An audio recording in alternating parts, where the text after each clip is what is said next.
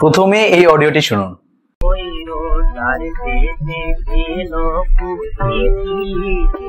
মন রমজানের ওই রোজার দেশে এলো পুতিত, তুই আপনাকে আজ দিলি বেতন আসমানি তাবিদ।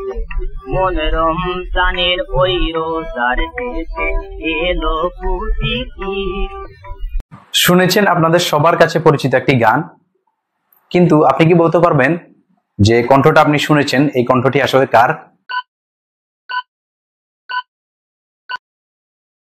আচ্ছা, আমি বলছি, যে কণ্ঠটি আপনি শুনেছেন সেটি আর কেউ নয়, বাংলা লোকসঙ্গীত সম্রাট আব্বাস উদ্দিন আহমদের কণ্ঠ। এবং যে গানটি শুনেছেন আপনি, সেই গান সম্পর্কে আপনার কোনো দ্বিধা থাকার কথা নয়, যেটি কাজী নজরুল ইসলাম, বাংলাদেশের জাতীয় কবি, তিনি রচনা করেছেন। তাহলে আব্বাস উদ্দিন আহমদ এবং কাজী নজরুল ইসলাম এই দুজনের কথা আমি একসাথে কেন বলছি? কারণ ওমন রমজানের ওই রোজার শেষে এই গানটি রচনার সাথে আমরা কাজী নজরুল ইসলামের নাম সবাই জানি, কিন্তু যার নাম জানি না সেটি হচ্ছে আব্বাস উদ্দিন আহমদের নাম। মূলত আমরা আজকে ওমন রমজানের ওই রোজার শেষে এই গানটি কিভাবে রচিত হয়েছিল সেটা সম্পর্কে আলোচনা করব।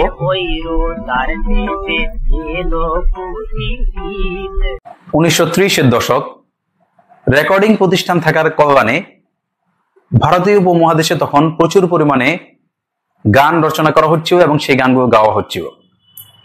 তখনকার দিনে কাজী নজরুল ইসলাম প্রচুর গান লিখতেন এবং রচনা করতেন এবং তিনি গাইতেন মাঝে মধ্যে। কাজী নজরুল ইসলামের একজন শিষ্য, আমরা জানি লোকসঙ্গীত শিল্পী আব্বাস উদ্দিন আহমদ, একদিন কাজী নজরুল ইসলামের কাছে এলেন এবং তিনি তাকে বললেন যে হিন্দুদের জন্য অনেক গান রচনা করা হচ্ছে, বাট মুসলমানদের জন্য তেমন কোনো গান রচনা করা হচ্ছে না। তখনকার যুগে মুসলমানদের জন্য যদি গান শোনার যে ব্যবস্থা, সেটাতে একমাত্র একটা ধারারই প্রচলন ছিল সবচেয়ে বেশি, সেটা হচ্ছে কাওয়ালি। কাওয়ালি যে ধারাটা, সেটা মূলত আমরা জানি সেটা হচ্ছে উর্দুতে, কিন্তু মুসলমানদের, বাঙালি মুসলমানদের জন্য গানের তেমন কোনো প্রচলন ছিল না। যার কারণে আব্বাস উদ্দিন আহমদ কাজী নজরুল ইসলামকে অনুরোধ করলেন যাতে করে এই ধারার বাঙালি ইসলামী গানের যে প্রচলন সেটা করা হয়।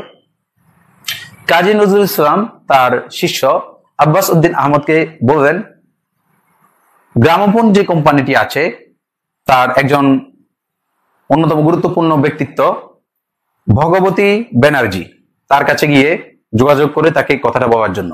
বাট যখন আব্বাস উদ্দিন আহমদ ভগবতী ব্যানার্জির কাছে গেলেন, ভগবতী ব্যানার্জি তাকে কি উত্তর দিবেন সেটা হচ্ছে খুবই ইন্টারেস্টিং একটা ব্যাপার ছিল। ভগবতী ব্যানার্জি উত্তর দিবেন যে মুসলমানরা এখানে গরিব, তাদের কাছে টাকা পয়সা নেই, আমি যদি এখন আপনাদের মুসলমানদের জন্য একটি গান প্রকাশ করি তাহলে কিন্তু আমার এখানে ব্যবসার জন্য এটা আমার ভালো কোনো কিছু হবে না, তারা এটা কিনবে না। কিন্তু অনেকভাবে আব্বাস উদ্দিন আহমদ ভগবতী ব্যানার্জিকে রাজি করান অবশেষে, এবং তারপর তিনি কাজী নজরুল ইসলামের কাছে আসেন। আসার পর কাজী নজরুল ইসলাম এক বসাতেই ওমন রমজানের ওই রোজার শেষে এই গানটি রচনা করেন, এবং গানটি রচনার প্রায় 4 দিন পরে গ্রামোফোন কোম্পানি যেটি আছে সেখানে হচ্ছে এই গানটি রেকর্ড করা হয়, এবং রেকর্ড করা হয় কার কণ্ঠে? আব্বাস উদ্দিন আহমদের কণ্ঠে। যেই রেকর্ডটি, যে রেকর্ডের একটি অংশ আপনারা শুনতে পেলেন এই ভিডিওর শুরুতেই। আব্বাস উদ্দিন আহমদ এই গানটি রেকর্ড করেন। রেকর্ড করার প্রায় 2 মাস পরে আমাদের 1932 সালে, আমরা যখনকার কথা বলছি, গানটা যখন রচনা করা হয় তখন ছিল 1931 সাল, কিন্তু গানটা যখন প্রকাশ করা হবে সেই সময়টা মোটামুটি 1932 সালের ফেব্রুয়ারি মাসের দিকে, এবং তার ফেব্রুয়ারি মাসের কিছুদিন পরেই, ফেব্রুয়ারি মাসের ওই সময়টাতে আমাদের ঈদ আসছে। ঠিক ওই সময়ে আমাদের এই যে ওমন রমজানের ওই রোজার শেষে এই গানের যে রেকর্ডটি আব্বাস উদ্দিন আহমদের কণ্ঠে, সেটি প্রকাশ করা হয়, এবং সেটি প্রকাশের পর ব্যাপক জনপ্রিয়তা পায়। এবং বলা হয় যে আব্বাস উদ্দিন আহমদ, যাকে এর আগে কেউ তেমন একটা চিনত না, এই ওমন রমজানের ওই রোজার শেষে এই গানটি তিনি গাওয়ার মাধ্যমে তার ব্যাপক জনপ্রিয়তা তিনি লাভ করেন, এবং তিনি যে আব্বাস উদ্দিন আহমদকে আমরা চিনি সেটা হয়ে ওঠার ক্ষেত্রে বা সেই পরিচিতি পাওয়ার কিন্তু প্রথম শুরুটা ওখান থেকেই হয়, এবং বাঙালি মুসলমান সমাজ ব্যাপকভাবে এটাকে গ্রহণ করতে শুরু করে। ধরতে গেলে যে পুরো বাংলায় এটার যে জনপ্রিয়তা, সেই জনপ্রিয়তার কারণে অনেক হিন্দু তারা হচ্ছে তাদের নাম পরিচয় গোপন রেখে তারাও কিন্তু এই গানটা গাইতে থাকে। এবং স্বাধীনতার পরে আমরা জানি বাংলাদেশ টেলিভিশন, বাংলাদেশের যে রাষ্ট্রীয় যে স্যাটেলাইট টেলিভিশন এবং বাংলাদেশ রেডিও, বাংলাদেশ বেতার, এই দুটি জায়গায় আমরা জানি যে প্রতি ঈদ উল ফিতরের আগে আমাদের এই গানটি মানে বাজানোটা একটা রীতি হয়ে যায়। এবং ওই কোরবানি কিন্তু আমরা সবাই জানি, যেটার সাথে আমরা সবাই পরিচিত, স্বাধীন বাংলাদেশেও কিন্তু এই গানটি ব্যাপকভাবে জনপ্রিয়তা পায়। এবং যার কারণে আজকে আমরা মনে হয় যেন আমাদের ঈদ এই গানটি ছাড়া অসম্পূর্ণ। তো এটা ছিল আমাদের ওমন রমজানের ওই রোজার শেষে এই গানটির বিষয়ে, রচনার বিষয়ে আমাদের প্রেক্ষাপট। তো আমরা যদি গানটা সম্পর্কে একটু প্রথম থেকে একটু দেখতে চাই এক নজরে। গানটা রচনা করেছেন, এটা গান হিসেবে দেখা হয়েছিল, রচনা করেছেন কাজী নজরুল ইসলাম। গানটার কম্পোজারও কাজী নজরুল ইসলাম বা সুরকার কাজী নজরুল ইসলাম। গানটার গীতিকার বা লিরিসিস্ট লেখা।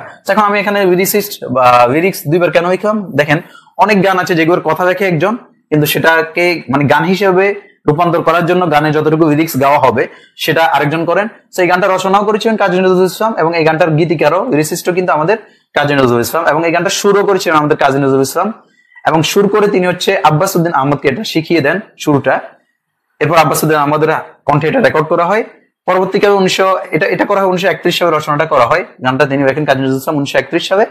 আর 1932 সালের ফেব্রুয়ারি মাসের দিকে যখন কিনা ঈদ আসবে তখন হচ্ছে এই গানটা প্রকাশ করা হয়। এবং এটা প্রকাশক হচ্ছে গ্রামোফোন কোম্পানি, যে কোম্পানিটার বর্তমান নাম হচ্ছে সারেগামা ইন্ডিয়া লিমিটেড। এবং এই যে কোম্পানিটা, সেটার যে মাদার অর্গানাইজেশন বা মাদার যে লেবেল প্রতিষ্ঠান সেটি হচ্ছে HMV বা হিজ মাস্টার্স ভয়েস, যেটা হচ্ছে একটা ইউকে ভিত্তিক একটা কোম্পানি, লেবেল কোম্পানি বা যুক্তরাজ্য ভিত্তিক একটা কোম্পানি। সো এই ছিল আমাদের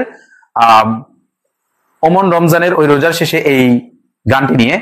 আশা করি আপনারা এই ভিডিওটির মাধ্যমে এই গানটি সম্পর্কে অনেক কিছু জানতে পেরেছেন। সো গানটা আমরা মানে আধুনিক সুরে আরেকবার শুনে আমার ভিডিওটা শেষ করব।